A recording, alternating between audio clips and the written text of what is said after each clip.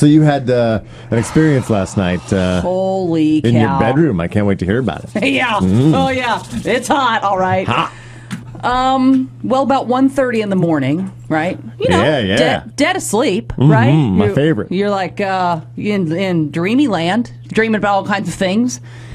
And I hear what I think is I have 4 dogs and 2 cats. So I hear what I think is a dog squeak toy because, you know, they're laying around the floor here and there. And occasionally in the middle of the night, one of the dogs will squeak a toy and you have to say, enough! And then they'll stop, you know. Or they'll start licking themselves, and then you're going to wait for them to quit, and they just don't quit. And then it's like, come on! Yeah, and seriously. Like, enough, right? Pitch black. Keep doing that, you go blind. So, squeaking some more, but it sounds like it's coming from the family room, and I'm like, enough with the squeaking. Okay. Fast forward to I kind of fall back asleep. But in that half sleepy kind of thing, and about 1:30. And now the squeak toy is now on the bed. And the dogs are going crazy. And the squeak toy is going very crazy, loud. So I go, God damn it, enough. So I stand up, naked, turn on the nightstand. Everything's sleeping in your room. All the dogs, all the cats sleep in your room. Well, on the foot of the bed. The big dogs are on the floor. The little Yorkies are on the bed, and occasionally the cats will be in the bed, but they're usually just wherever. So naked, I get out of bed. I turn on the nightstand light, and my cat Vinny is playing with a living mouse on the bed, and I am like, and I'm like, oh god, honey. So now we're both like, ha, and it was funny because she's typically the guy in the relationship, but we both became the girl. We both started clutching each other like, no, you're the one. You're the one. No, you're the man. She's like, I'm not. Oh, my God. So now we're both just going, oh, God. And the thing is, it's like he's alive, but it doesn't really look good for him, you know? He's been played with a while. You heard him squeaking earlier. He had been played with for a while. Now, I didn't see any blood. He was missing a little bit of like fur he was a little patchy, okay? So now I am going, Vinny, drop it. And, you know, when cats get in that wild mode. I mean, cats always listen.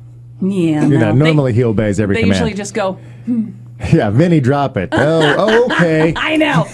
So now we don't have any clothes on or shoes. Now I can deal with the mouse, but I have to at least have shoes on. So I get my Croc slippers, and I put my slippers on, and now the Italian You're goes, naked in Crocs? That's got to be the most unsexy thing. Well, I wasn't really trying to be sexy, and I didn't plan on being, you know, bright lights at 1:30 in the morning.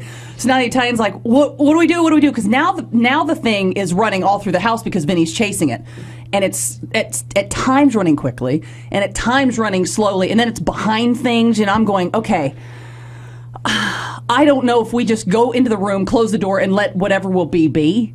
But I'm an animal lover, so I was like, I know it's a circle of life and all that, but I just felt so sorry because this thing got behind one of the cabinets in the foyer, and he was making sounds I didn't even know mice made. Like, and I was like putting words in his head, like he's negotiating with Vinny, because Vinny's like doing that, trying to get an arm in and there. you just hear him going,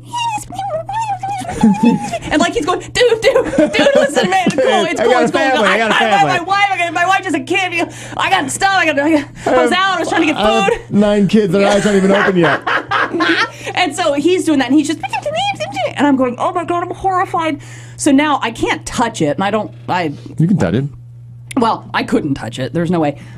So the Italian goes, I can't deal with this. It's like, you're so girly. Like that is, and she goes, I can't. That's one of my weak places. I can't not deal with this. So she goes in to the garage and gets a broom. And now I'm in like some sort of curling championship in the Olympics. And now I'm trying to keep the cat away and scoot the mouse. So she's not helping you at all. No, she's standing in a doorway like this. So you are the man. Like you're just doing hiding behind. Is it still alive? Is it still alive? And I'm like, yes, honey, it's still alive. I'm like, oh my God. So I'm trying to keep the cat away with the broom. And I have a lot of candle sconces and... Yeah, a lot of knickknacks. Bric-a-bracs, paddywhacks. Yeah, and so now the mouse is behind the candle holders in the foyer. Wrought iron, right? So now I'm here, and now I'm like stabbing the mouse a little bit with the broom bristles. Okay. Not stabbing, but just trying to like get out of here, get out of here. I'm like getting all worked up just thinking about it. Where's he gonna go? Do you have a door open, like an outside door? Yeah. So we open the front door, and I'm like looking at this mouse, going, "Dude, please, just, I'm saving your life right now, right? I'm saving your life." So finally, I get him out the door, and God, you're really excited. Jesus Christ! I mean, well, talk about reenacting it. You're gonna pass out. You're hyperventilating. Get a chip bag. I mean, hey, the mouse is not here. I know, but it's over. No, but you don't. All right. Take a deep breath. All right, you left us with you were stabbing it with the bushy end of the broom. Yeah. So then I get it outside, Frank, and it's not doing well. So now I go, what do I do? What do I do? And then the Italian's like, I think you have to kill it. I can't kill this mouse. Again, there's no blood. Why don't you just let the cat eat it outside? I mean, that's an option. Well, it's a cat. I know. It's a free treat. That is true. Well, so the cat, now the mouse is just sitting in the front step, like just sitting there, not moving. And I'm going, okay. Looking like Fievel, holding his like little hat. Please don't kill me. Beneath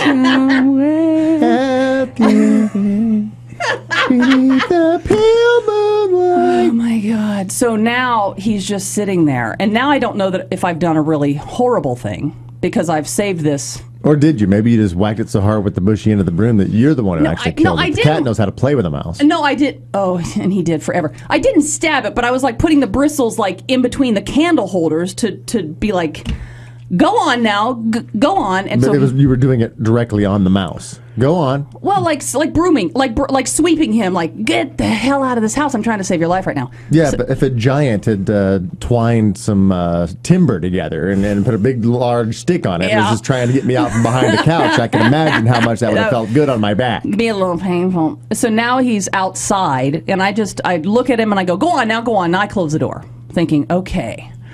Now it's like 2 a.m. I'm exhausted, still naked, got the Crocs on, and I decide. So you walked outside with the mouse naked. Well, yeah, it's nighttime. No one's gonna see me. So then I go back out. Last thing I'd do if I was a woman is be naked around a mouse searching for a hole to escape into. I mean, have you checked your vagina for a little sardine bed or anything this morning?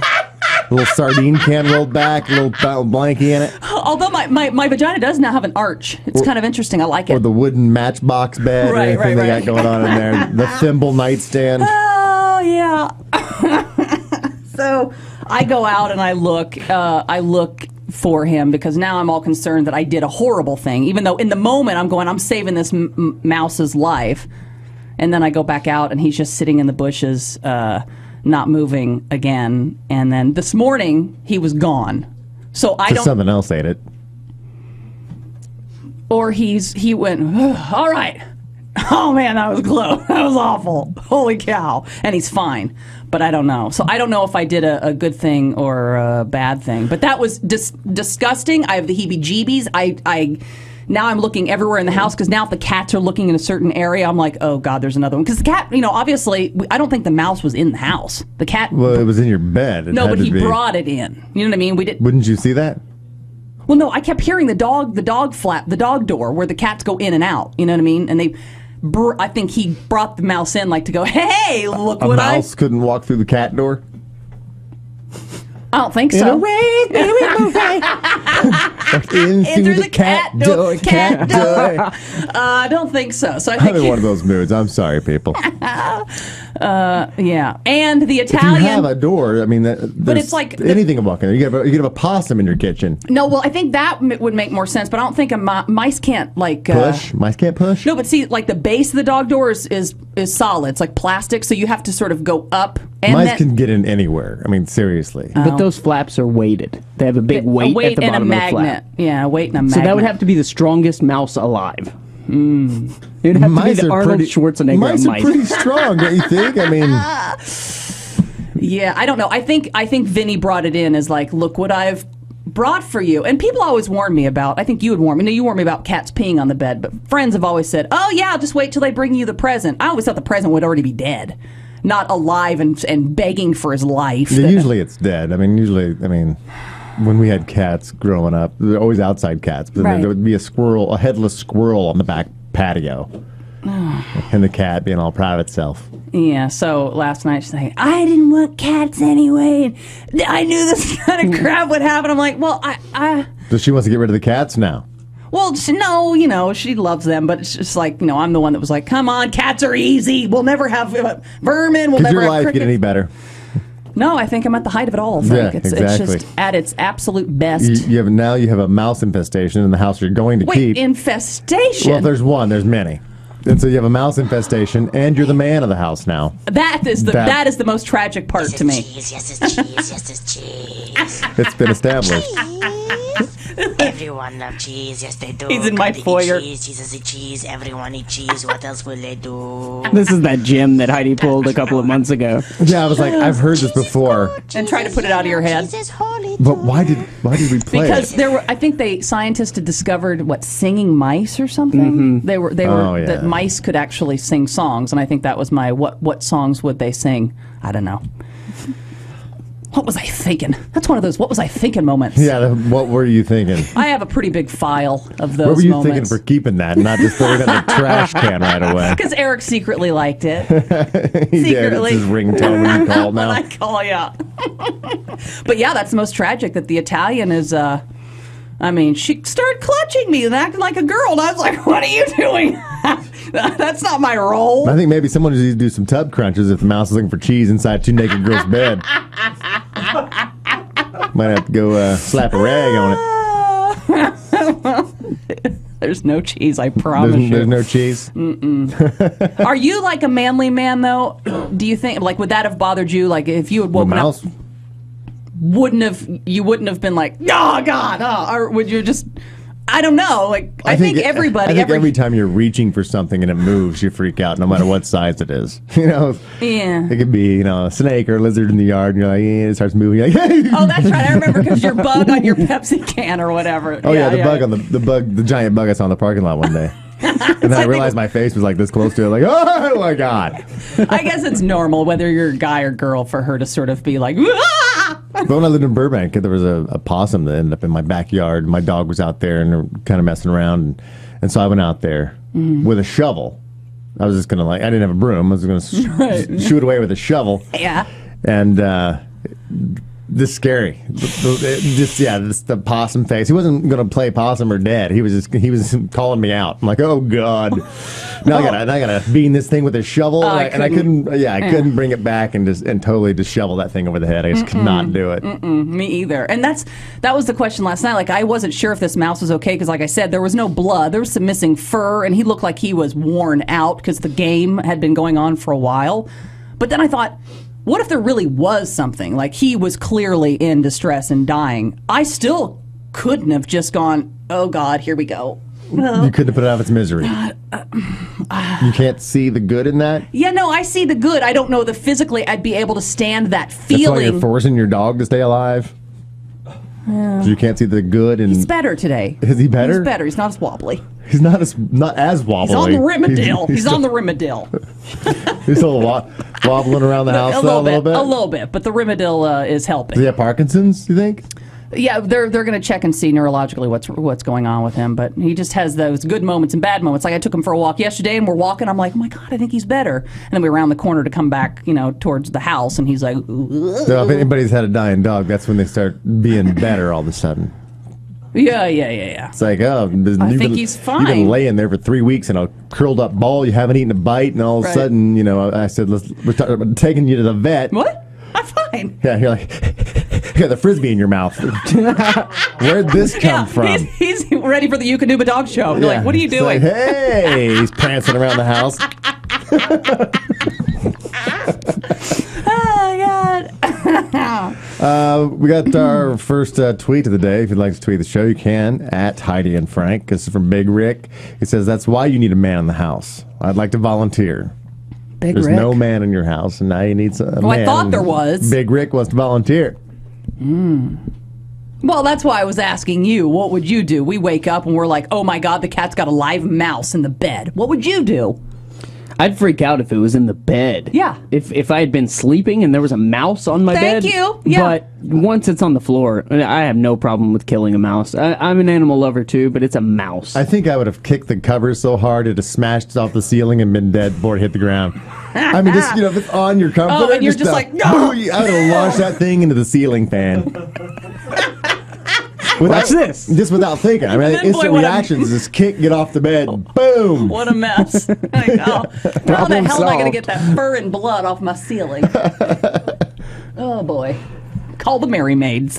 I got another email. If you'd like to email the show, the address is show@HeidiandFrank.com. Says, I fully expect to hear about Kitty licking in any story about Heidi's bed, but mouse licking? Yeah. That's a new level of kink on this show. Yeah. Yeah, we're actually going to go buy one later. We liked it so much. There's another email. I had a friend whose cat brought just the head of a mouse into their bed at night. Renee. That's disgusting. Don't get me wrong. That's disgusting. I'd have been up doing laundry at 2 a.m. That's just how I am. But when it's alive, it's unpredictable. At least I know, oh, God, gross, mouse head right there. Oh, God, oh, gross. Right there. But now it's it's everywhere. I think if he'd have gone to all the trouble, I would have had it mounted and put it right next to his cat bowl. He's an outdoorsy cat. Way to go, my man. Exactly. Right. He's a hunter. Turn his little cat area into a lodge. Little trophies, a little gopher head, little whatever he kills. Well, if he actually does kill one, I will do that. I promise. You're gonna take it down to the taxidermist. Well, I have an uncle. Get a little mouse head mounted. I don't know if I can. I don't know if it'll. But I have an uncle who is a taxidermist. Yeah. So maybe I'll just box it up and send it to him and have him send it back. I don't know if it would last that long. But there are no taxidermists in Los Angeles? Well, I was looking to get it done for free. How much could it be? Couple pieces of shellac on there and a nail. Hollow it out, shove some cotton in there, sew it up the back, stick it on a little piece of... Now, ma'am, do you want the eyes open or closed? What are the mouse doing? Do I want him in that... please smiling. Don't kill me, please, that I saw last night. Or he's just looking off. He doesn't even notice the cat. He's just looking off to the left. Oh, God.